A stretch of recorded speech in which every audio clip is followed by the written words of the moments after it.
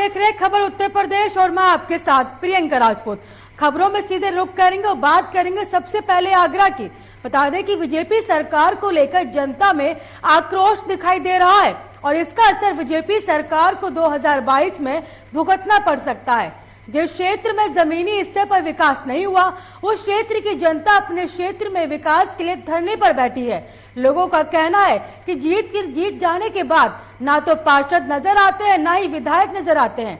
आखिर हम किसके पास जाएं जो हमारी समस्या को हल करे? आगरा के महापौर नवीन जैन आगरा को क्लीन ग्रीन आगरा का नाम देते हैं, लेकिन एक बार भी हमारे क्षेत्र में नजर नहीं आए।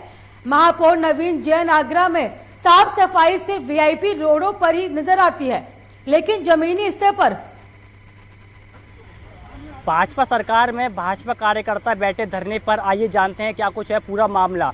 काफ़ी टाइम से धरना चल रहा है अपनी समस्याओं को लेकर, क्षेत्रीय लोगों की समस्याओं को लेकर। क्या है पूरा मामला, ये हम इनसे बात करते हैं। क्या नाम है आपका? मधु आनंद। मधु आनंद, क्या कुछ पूरा मामला है? भाजपा कार्यकर्ता है और भाजपा सरकार में आप धरने पर बैठी हैं। जी, धरने पर इसलिए बैठे हैं कि हमारा कोई कार्य नहीं हो रहा है। यहाँ पर रास्ता है, हमें यहाँ से अंडरपास रास्ता चाहिए। उत्तर प्रदेश के मुख्यमंत्री योगी आदित्यनाथ मंच पर बड़ी बड़ी बातें करते हैं, बड़े बड़े दावे और वादे करते हैं। क्या लगता है आपका कि आप एक भाजपा कार्यकर्ता हैं, क्या उनके दावे और वादे पूरे होते हैं? जी नहीं, हमारे एरिया में तो कोई दावा वादा पूरा नहीं हुआ है। होते होंगे कहीं। योगी आदित्यनाथ कहते हैं कि हमने साढ़े 4 करोड़ लोगों को हमने रोजगार दिया, लेकिन आज भी युवा बेरोजगार घूम रहे हैं, पकौड़े बेच रहे हैं, ठेल लगा रहे हैं। क्या कुछ कहना है आपका? नहीं, तो ये तो गलत है ना, होना नहीं चाहिए। जब उनके वादे हैं तो खाली जा रहे हैं। योगी जी के वादे दावे सब सारे हवाई लग रहे हैं इस तरीके से। तो समस्या का समाधान हमारे यहाँ करीबन 34 साल तो मुझे हो गई इस एरिया में रहते हुए।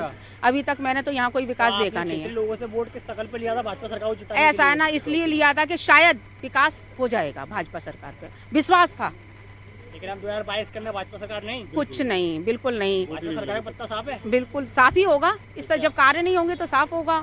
और दूसरा देखिए, हमारा ये रास्ता है, हमें ये रास्ता चाहिए।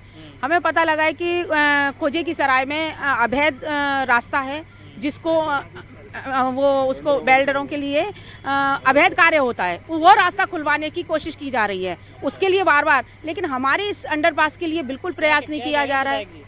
कुछ नहीं बोल के गए अभी तो। ऐसा उन्होंने ये काय करेंगे, कर रहे हैं, कोशिश कर रहे हैं, लगे हुए हैं। भाजपा सरकार के अंदर देखा जा रहा है कि भाजपा विधायक भी भाजपा सरकार के, मंत्री भी भाजपा सरकार के, जनता भी, हर चीज भाजपा सरकार की, फिर भी उसके बाद ही विकास नहीं हो रहा है। बिल्कुल विकास नहीं हो रहा होगा गलियों, वो रोडों पर। अच्छा। अंदर तो हमारे अभी तक कोई आया नहीं विकास कार्य देखने के लिए। तो दिनों रात पेड़ पौधों को पानी लगवा रहे हैं, एक बार भी नहीं आए, चमका रहे हैं। एक बार भी नहीं आए हमारे क्षेत्र में तो नवीन जैन। अच्छा। अभी तक नहीं आए, किसी ने नहीं देखा उन्हें यहाँ आते हुए, आए ही नहीं है वो। गुहार लगाना चाहती है योगी आदित्यनाथ? हम तो यही लगाना चाहते हैं कि हमारी जो मांगे हैं वो पूरी हों।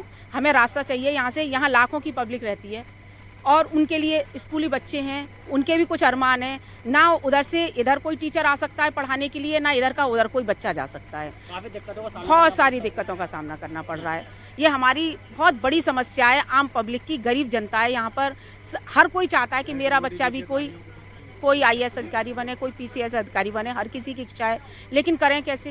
रास्ता ही नहीं है जाने के लिए। एक छोटी सी मांग है, ज़्यादा बड़ी मांग नहीं है, छोटी सी मांग है, हमें अंडरपास चाहिए। देखा आपने क्षेत्रीय लोगों का क्या कुछ कहना था। ये भाजपा सरकार के अंदर भाजपा कार्यकर्ता हैं, लेकिन भाजपा सरकार के अंदर भाजपा कार्यकर्ताओं की अभी तक कोई सुनवाई नहीं हुई है। उत्तर प्रदेश के मुख्यमंत्री योगी आदित्यनाथ मंच पर बड़े बड़े दावे और वादे करते हैं, लेकिन उनके दावे और वादे हवाई नजर आते हैं। आगरा से लोकमंच न्यूज़ के लिए मोहसिन खान की रिपोर्ट।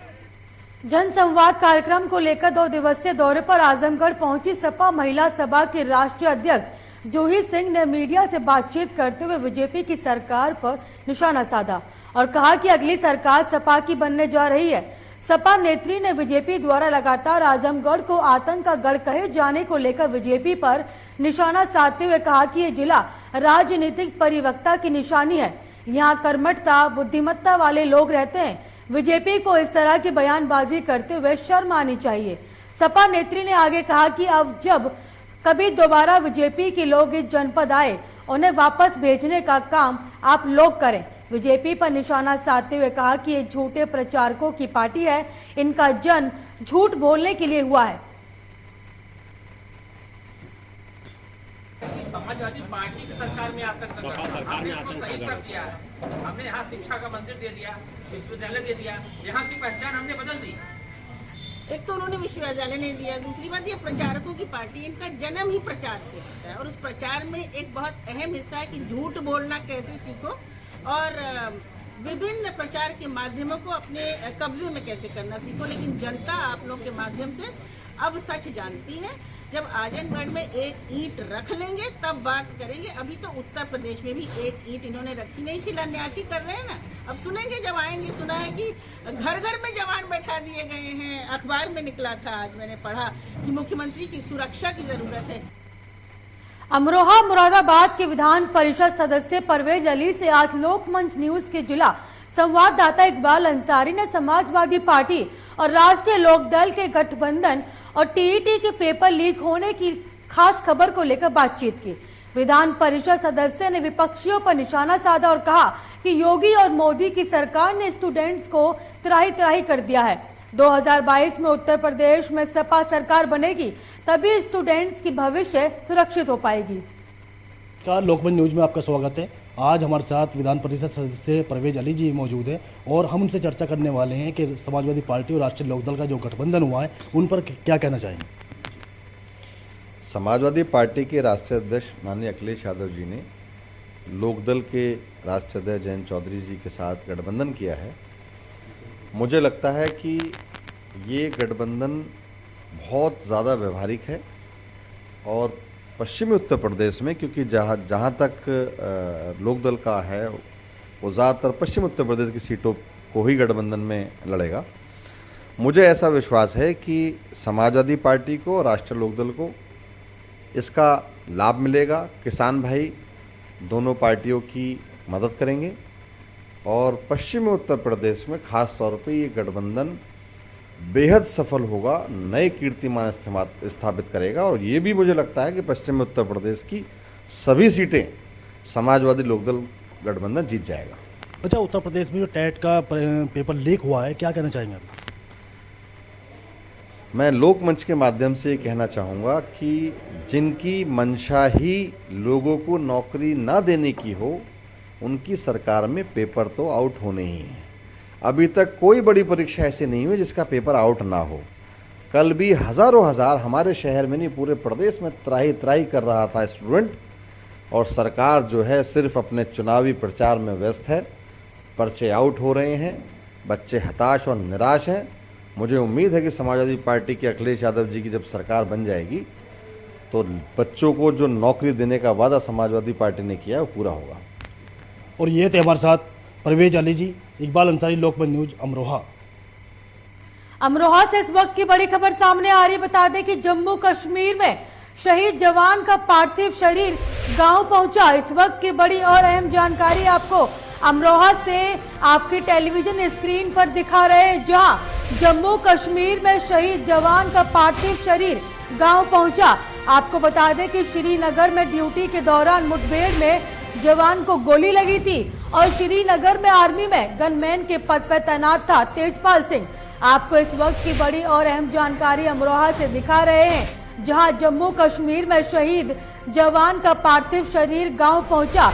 और आपको बता दें कि श्रीनगर में ड्यूटी के दौरान मुठभेड़ में गोली लगी थी और साथ ही आपको बता दें कि श्रीनगर में आर्मी में गनमैन के पद पर तैनात था तेजपाल सिंह।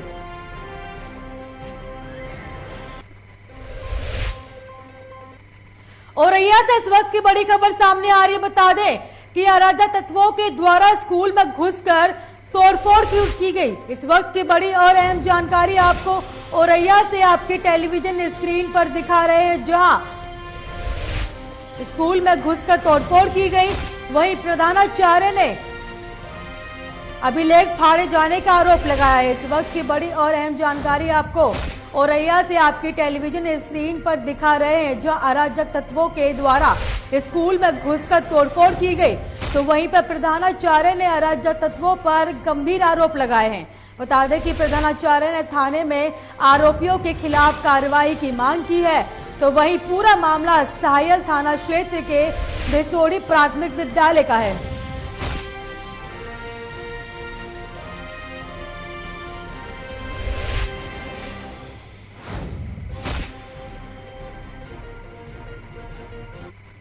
मुगल सराय कोतवाली क्षेत्र के दयाल क्लिनिक के बगल में एक ड्राई क्लीनर्स में आग लगने की खबर सामने आई है।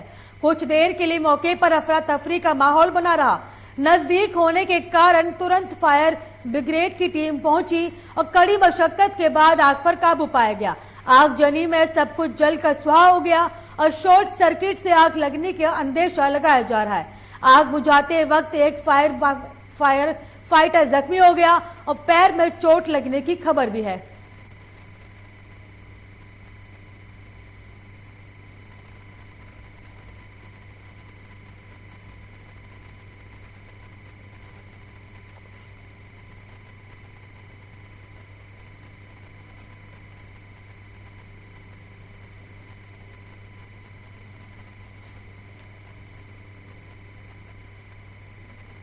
उत्तर प्रदेश सरकार का कार्यकाल तो पूरा हो रहा है, लेकिन गरीबों का सपना आज भी अधूरा है। स्थानीय जनप्रतिनिधियों की उदासीनता कहे तो सरकार की नाकामी है।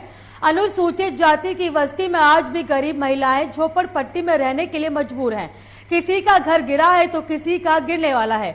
इनकी सुध लेने वाला कोई नहीं। सरकार बड़े बड़े दावे कर रही है, लेकिन वो सिर्फ कागज पर नजर आते हैं, कभी देखती नहीं। आपको बताते चले कि कौशाम्बी के मंझनपुर गांव में मौजमपुर की महिलाओं की ने अधिकारियों को हलफनामे में लिखकर प्रार्थना पत्र दिया है और महिलाएं जिले के अधिकारियों के चक्कर लगाकर थक चुकी हैं। उनकी मदद तो छोड़ो, आज तक कोई अधिकारी या कर्मचारी देखने तक नहीं आया।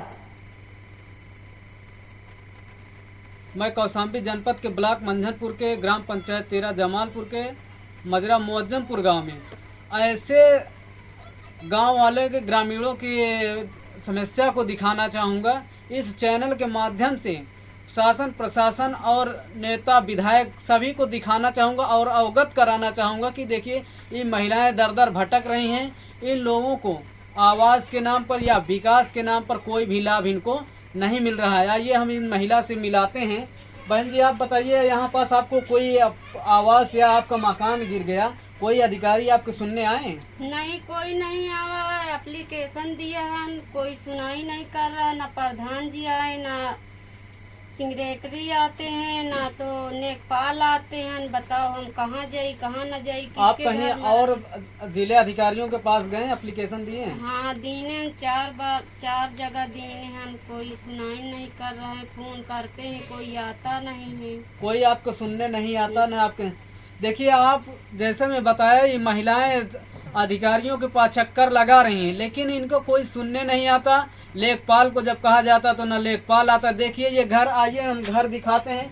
ये घर इनका गिरा हुआ है। देखिए इधर कैमरा करके दिखा दीजिए। ये घर गिरा हुआ है, लेकिन आज तक कोई इनको सुनने या देखने नहीं आया है। देखिए इस तरह अगर ये महिलाओं को योगी सरकार कहती है कि गरीब असहाय लोगों को हम विकास देते हैं और लोगों की मदद करते हैं, देखिए ये कैसी मदद है। ना तो अधिकारी सुन रहा है। ये महिलाएं दर दर भटक रही हैं। ये आज बहन जी, आपका क्या नाम है? सुशीला संतलाल। सुशीला देवी संतलाल बताया जा रहा है। ऐसे ही गांव में 4-5 ऐसे शख्स हैं जिनका आज रहने के लिए छत नहीं है, ना ऊपर रहने ढकने के लिए कोई तिरपाल। ये किस तरह से रह रहे हैं, आप इससे साफ अंदाजा लगा सकते हैं। आप देखिए, लोकमत न्यूज चैनल से मैं लवलेश कुमार। पीलीभीत के बीजेपी सांसद वरुण गांधी लगातार अपनी ही सरकार को निशाने पर ले रहे हैं। लखीमपुर खीरी प्रकरण और किसान आंदोलन पर लगातार बयान देने के बाद अब वरुण गांधी ने नौकरी और बेरोजगारी को लेकर सवाल उठाए हैं। पहले तो सरकारी नौकरी ही नहीं, फिर भी कुछ मौका आए तो पेपर लीक हुए, परीक्षा दे दी तो सालों साल तक रिजल्ट नहीं आया, फिर किसी घोटाले में रद्द हो गए। रेलवे ग्रुप डी के 1.25 करोड़ नौजवान 2 साल से परिणामों के इंतजार में हैं। सेना में भर्ती का भी वही हाल है। आखिर कब तक सब्र करे भारत का नौजवान?